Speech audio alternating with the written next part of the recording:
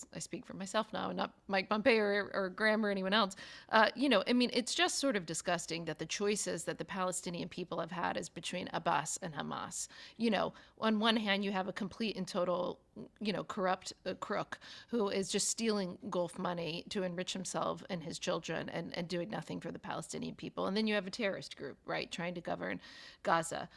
So there was a lot of discussion about what comes next, and I think ultimately there's one administration at a time, right? So it's up to President Biden and Jake Sullivan and Blinken and Brett McGurk and all of those guys to discuss, the future and what it looks like with the Arab states. I will say my opinion and my observation, and I thought this before October 7th. Just as I was. Had been in the Middle East and had been a part of a meeting with the U.S. Embassy and with Senator Graham in April of 2023, earlier this year. There was a long discussion with Saudi about could recognition with Israel be real? What did they need? What did they want? Part of it, of course, the Senate is involved because we all know part of what the Saudis want is a defense agreement that has to be approved by 67 senators. So, the Senate very much has a role in this discussion. So way back then, I was saying, you guys, there's no way that a deal like this can happen and that you can just leave Abbas and the current Palestinian Authority leadership in place.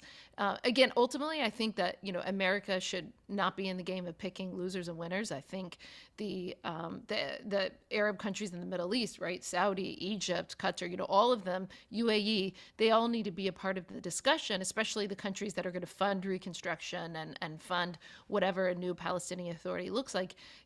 We should lean on them for who should be a part of the leadership.